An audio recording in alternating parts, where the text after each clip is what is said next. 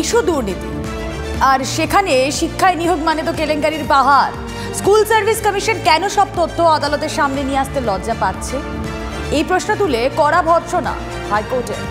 এমনিতে নিয়োগ দুর্নীতি নিয়ে তোলপাড় রাজ্য রাজনীতি, তার মধ্যে আরও একবার আইনের দরবারে মুখ পুরল স্কুল সার্ভিস কমিশনের। বুধবার এই মামলার পরবর্তী শুনানি রয়েছে।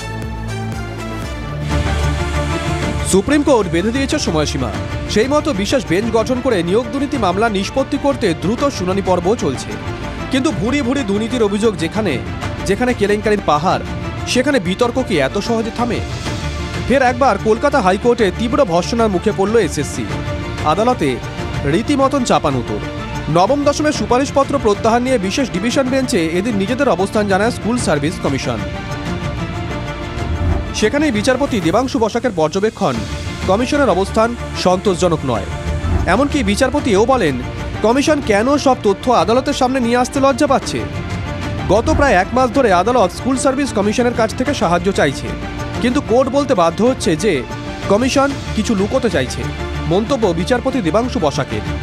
শুনানি পর্বের শুরুতে এদিন তিনি বলেন, প্রথম দিন থেকে আদালত জানতে চাইছে যে স্কুল সার্ভিস কমিশনের মাধ্যমে সুপারিশপত্র দেওয়ার ক্ষেত্রে কোনো ভুল হয়ে থাকলে সেটা কমিশন খুঁজে পেয়েছে কিনা, এবং খুঁজে পেয়ে থাকলে আপনারা সেক্ষেত্রে কি করছেন। কমিশনের আইনজীবী জবাব ছিল, অনেক অনিয়ম খুঁজে পাওয়া গেছে, সেগুলি আদালতের সামনে পেশও করা হয়েছে, তারপর আদালতের নির্দেশ অনুযায়ী কাজ করেছে কমিশন। এও জানানো হয়, গ্রুপ সি এবং গ্রুপ ডির ক্ষেত্রে সুপারিশপত্র প্রত্যাহার করার কোনো বিধি কমিশনের আইনে নেই। এরপরই বিচারপতি পাল্টা বলেন, কাদের কমিশন সুপারিশপত্র দিয়েছিল এবং তার প্রেক্ষিতে কারা নিয়োগপত্র পেয়েছিল সেটা প্রথমে জানা দরকার। যদি দেখা যায় যে কমিশন যাদের সুপারিশ করেছিল তারা ছাড়া অন্যরা নিয়োগপত্র পেয়েছেন, তাহলে সেটা খতিয়ে দেখার জন্য সিবিআই দরকার নেই। ডিভিশন বেঞ্চে কার্যত নাকানি চোবানি দশা কমিশনের। যদিও মধ্যশিক্ষা পর্ষদ অর্থাৎ যারা নিয়োগপত্র দেয় তাদের পক্ষ থেকে সোমবার আদালতে দাবি করা হয়, যাদের সুপারিশপত্র দেওয়া হয়েছিল তাদের ছাড়া আর কাউকে নিয়োগপত্র দেওয়া হয়নি। অন্যদিকে কমিশন জানিয়েছে, নবম দশমী নিয়োগের ক্ষেত্রে 183 জনের সুপারিশপত্র দেওয়ার ক্ষেত্রে বেনিয়ম ছিল, তাদের মধ্যে 122 জনের সুপারিশপত্র প্রত্যাহার করা হয়েছে। তাতে বিচারপতির পাল্টা প্রশ্ন, 61 জনের সুপারিশপত্র প্রত্যাহার করা হয়নি কেন? আদালত বারণ করেছিল? সুপ্রিম কোর্টের কোনো স্থগিতাদেশ আছে, নাকি হাইকোর্টের কোনো স্থগিতাদেশ আছে? ওই 61 জনের রাজ্যের বেতন ভোগ করার কোনো অধিকার নেই, কড়া মন্তব্য বিচারপতি। এতে কমিশনের আইনজীবীর বক্তব্য ছিল, কমিশনের চেয়ারম্যান আশঙ্কা করছেন যে এটা করলে তিনি আদালত অবমাননার দায়ে অভিযুক্ত হবেন। তবে বিচারপতির সাফ বক্তব্য, তাকে এর সম্মুখীন হতে দিন, এটা তার কাছে নতুন কিছু নয়। একের পর এক কড়া পর্যবেক্ষণ, প্রশ্ন মানে এদিন বিদ্ধ কমিশন। বিস্তারিত তথ্য দেওয়ার জন্য অবশ্য আরও একবার কমিশনকে সময় দিয়েছে আদালত। বিচারপতিরা জানিয়েছেন, এ ব্যাপারে এসএসসি তার অবস্থান স্পষ্ট করতে ব্যর্থ হলে কড়া পদক্ষেপ করবে আদালত। ফের এ নিয়ে রিপোর্ট দিতে নির্দেশ। শুনানি 20 ডিসেম্বর। কিন্তু সেদিন হলফনামা সন্তোষজনক হবে তো? সব পক্ষে নজর এখন সেদিকেই। শ্রাবন্তী সাহার রিপোর্ট, TV9 বাংলা। উদ্দেশ্য কর্মসংস্থান তৈরি, আর সেই মতো জেলায় জেলায় তৈরি হয়েছে কর্মতীর্থ। কিন্তু সেখানে কর্মটা কি হচ্ছে? দেবরার ছবিটা দেখলে এই প্রশ্ন আপনিও করবেন। তার কারণ হচ্ছে এলাকাবাসীরা কটাক্ষ করে বলছেন কর্মতীর্থ এখন ভুতুরে তীর্থে পরিণত হয়েছে। দেখুন, চারপাশে উঁচু পাঁচিল, ধান জমির মাঝখানে মাথা তুলে দোতলা বাড়ি। এটাই পশ্চিম মেদিনীপুর জেলার দেবরা ব্লকের কর্মতীর্থ। কথা ছিল, বেকার যুবক যুবতী, স্বনির্ভর গোষ্ঠীর সদস্য ও ক্ষুদ্র ব্যবসায়ীরা এখানে আসবেন, ব্যবসা করবেন, রোজগারের রাস্তা তৈরি হবে। কিন্তু কোথায় কি? মানুষের দেখা নেই। আছে বলতে ছড়িয়ে ছিটিয়ে মদের বোতল আর আগাছা জঙ্গল। কর্মসংস্থান তৈরি করতে জেলায় জেলায় কর্মতীর্থ তৈরি করেছে রাজ্য সরকার। 2016 সালে ডেবরায় তৈরি হয় কর্মতীর্থের বাড়ি। প্রায় 1 কোটি টাকা খরচে তৈরি হয় এই ভবন। মাঝে 7 বছর কেটে গিয়েছে, কিন্তু কর্মতীর্থে কাজ শুরু হয়নি। এলাকাবাসীর দাবি, কর্মতীর্থে এখন দুষ্কৃতীদের দাপাদাপি। যা জানলা দরজা ছিল সব ভাঙাভাঙি করে তো নিয়ে চলে গেল, মানে দুষ্কৃতীদের দৌরাত্ম হয়ে গেছিলো। ফলে আমরা চারিদিকে কমপ্লেন করি।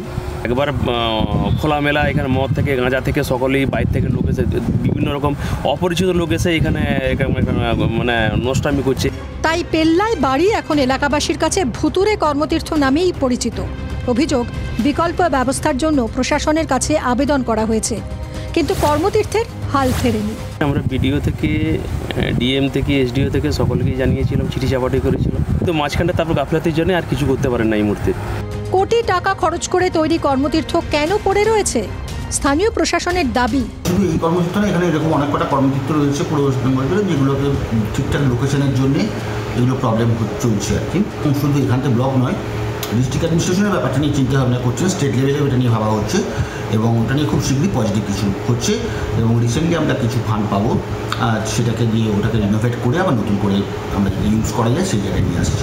প্রশাসন বলছে নতুন করে সংস্কার করে কর্মতীর্থ চালু করার চেষ্টা চলছে, তাতেও তো টাকা খরচ হবে, সেই টাকাও জলে যাবে না তো?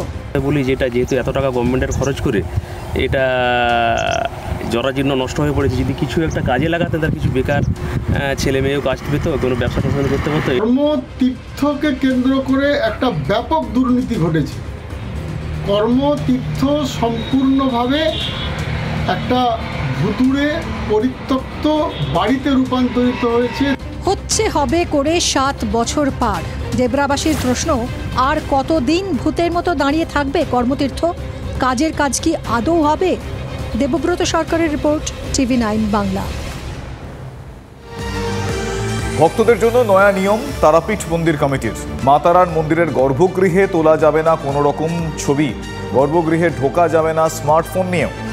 এরকমই নয়া নির্দেশিকা এবার দেখব। আজ থেকে মা তারার মন্দিরে প্রবেশ করতে গেলে একগুচ্ছ নিয়ম মানতে হবে, যেই নিয়মগুলি বানিয়েছেন তারাপীঠ মন্দির কমিটির সদস্যরা।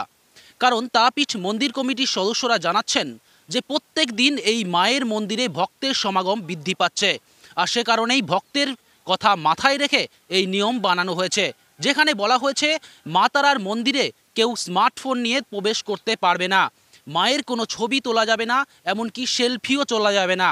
শুধুমাত্র যে সাধারণ ভক্তদের জন্য এই নিয়ম সেটাও নয়, যে সমস্ত পূজারী, সেবায়িত বা মন্দির কমিটির সদস্য কেউই কিন্তু আজ থেকে আর মা তারার মন্দিরে স্মার্টফোন নিয়ে ঢুকতে পারবেন না। পাশাপাশি মন্দিরের গর্ভগৃহের ভেতর কোনো প্রকার অঞ্জলি দেওয়া যাবে না।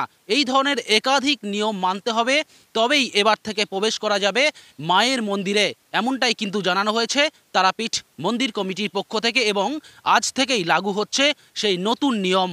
ক্যামেরায় বিক্রমের সাথে হিমাদ্রি, TV9 বাংলা।